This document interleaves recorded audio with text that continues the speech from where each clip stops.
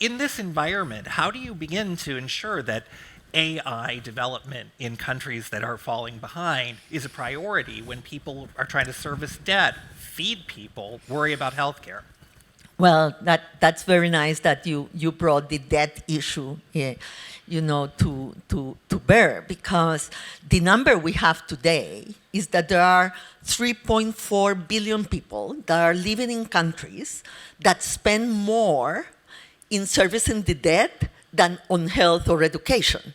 And so we are talking about skilling, and we are talking about education, we are talking about building capacities, but we are not able in these countries where these people live even to care for the basics of education and health. And so obviously this has to be faced. It's a huge challenge. But the other part of it is that we have to think about this not as aid.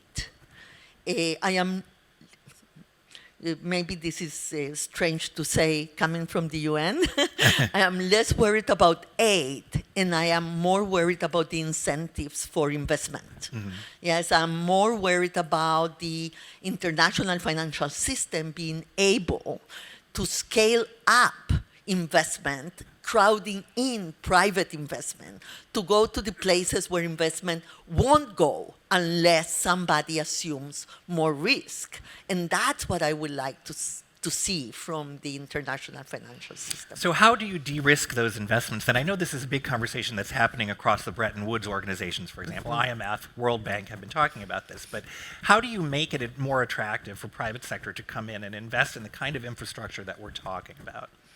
Well, first, I think that the countries have to do their job.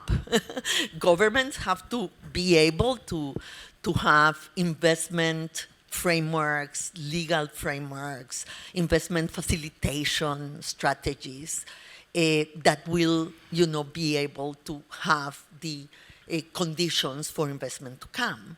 But even when that happens, the perception of risk of these countries is still too high. So what you will like from the multilateral system is the ability of the World Bank or the IMF to assume more risks, because that's what a development bank is about, or the regional banks, to assume more risk and to have devices. They have instruments for bringing down the risk of the countries. And I think that now, for what I hear from Banga and the World Bank and in the discussion, is that they are bringing all the instruments together in a way that will allow for the scale. And the problem is scale. It's not that we don't know how to do it. It's that the scale is not enough for these countries to benefit from the international system.